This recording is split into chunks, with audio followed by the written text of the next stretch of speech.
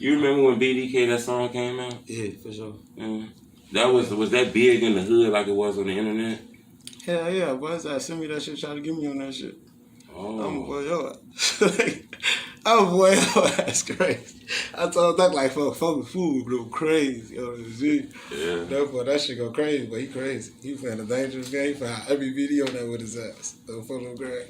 Every motherfucker on that. He did some shit, and he called me, and he was like, man, I got this song. I want your brother to get on. Ooh, I'm finna send it to you. I'm like, all right, send it to me. I was on house arrest. I had 2 years on house arrest. He sent it to me. And then before I even replied to him, like, I replied to Young, like, boy, don't get on that song.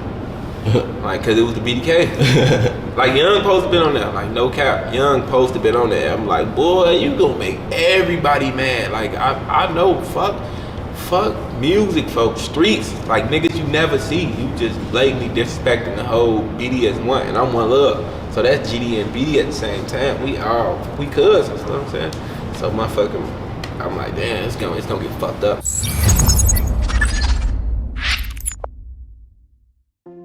Let's address the elephant in the room, the Fola FBG, JoJo's War. In this video, we're gonna talk about Lil Jojo. We're gonna talk about the BDK movement, how the war he started ended up being the Fola FBG, and the demise of many other Chicago rappers. Before we get to the Fola FBG, we gotta get to the start of it and how all this situation began in the first place. The Fola FBG started with someone that wasn't even a member of FBG, but an affiliate. This individual was Joseph Coleman, aka Lil Jojo.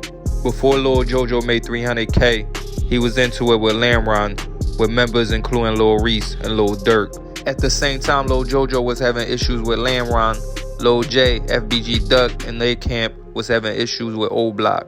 Lamron and Oblock ended up clicking together, causing STL and Brick Squad to get together. Lil Jojo was a member of Brick Squad. Once Lamron and Oblock clicked together, any problems Lil Jojo had with Lamron, he ended up having with Oblock also. Same goes for STL. During that time frame, Chief Keef was blowing up in Chicago. Chief Keef's known affiliates were Lil Durk and Lil Reese. Chief Keef was getting national recognition. Durk and Reese were blowing up locally. Durk had his song on the radio, and this song was called L's Anthem. On L's Anthem, Durk dissed Brick Squad. Swag De Niro and his brother Lil Jojo were driving in a car when they first heard the song. And once Jojo heard that, he said something snapped on him. Jojo was never a rapper, but at this moment, he decided that he was going to be a rapper. It was L's Anthem that sparked Lil Jojo to want to drop BDK. Prior to Lil Jojo dropping BDK, he would ask a bunch of the guys if they wanted to be part of it. A lot of them didn't want no parts of that because they knew what kind of problems that would lead to. He went to FBG Young. FBG Young didn't want nothing to do with it. FBG Dutchy said he approached him with it. FBG Dutchy didn't want nothing to do with it. FBG Cash, he didn't want his brother involved in that situation. And it seemed like everybody else, they knew the repercussions of that song. But Lil Jojo, well, his nickname was also Arrogant. He was either that arrogant or that naive. Either way you looked at it, Lil Jojo disregarded all the warning signs and he went on and he dropped BDK. When Lil Jojo dropped BDK, it was unheard of. It was the craziest thing anybody in Chicago ever done at that time. And that sparked a lot of attention, a lot of unwanted attention. It caused a huge problem for him and anyone affiliated with him because he was not just only dissing Lamron at this point. Lil Jojo became public enemy #1. People who Lil Jojo didn't even know were mad at him. He not only dissed the rappers, he dissed the whole BD nation. There's been numerous videos and interviews over the years of BDs reacting to Lil Jojo's BDK. And the one common factor in all of this was all of them people want him dead. Actually, like, when did you find out about that song? Like, nigga, the initial reaction was, he finna die. Like, it was immediately like, we were trying to kill Lil Joseph Coleman. Keep it quite franking with you. It was just the whole thing to where it was, folks, like, that whole BDK shit, I think motherfuckers wouldn't have cared that much if the world and everybody didn't start saying that. It was just always GDK until then.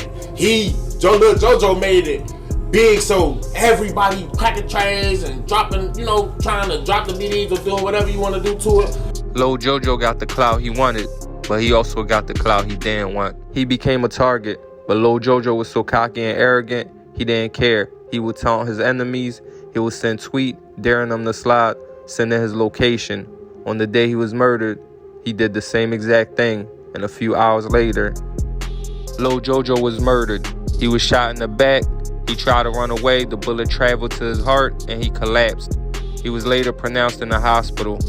Jojo was so popular and such a big figure in the streets that when he died, it affected a lot of people on the GD side, especially FBG. When Lil Jojo died, the war got turned up, and this started the fall of FBG. In every war, there's going to be winners and there's going to be losers. The fall of FBG started with the BDK movement. Once Lil Jojo died, Lil J, FBG Duck, Billionaire Black, and Swag De Niro were all on the BDK remix. The war in Chirac been going on, but besides the death of Tuka, Lil Jojo was the biggest one. Lil Jojo put a spotlight on the war between the BDs and the GDs, and his death got national coverage because of who he was beefing with. When Lil Jojo died, the disses were coming, and so was the retaliation. Numerous retaliatory murders happened over the years between Brick Squad and Lamb Run, Oblock and FBG. Both sides took a lot of losses, but FBG seemed to suffer the most. FBG is damn near extinct. As of right now, the same two people that started FBG, Young and Dutchy, are the last two remaining members that's holding it down. On the rap scene at least. Everyone else is either dead, in jail, or not active in music. We gonna end this video right here, but if you want part 3, please leave it in the comments below. Don't forget to like, subscribe, and hit that notification.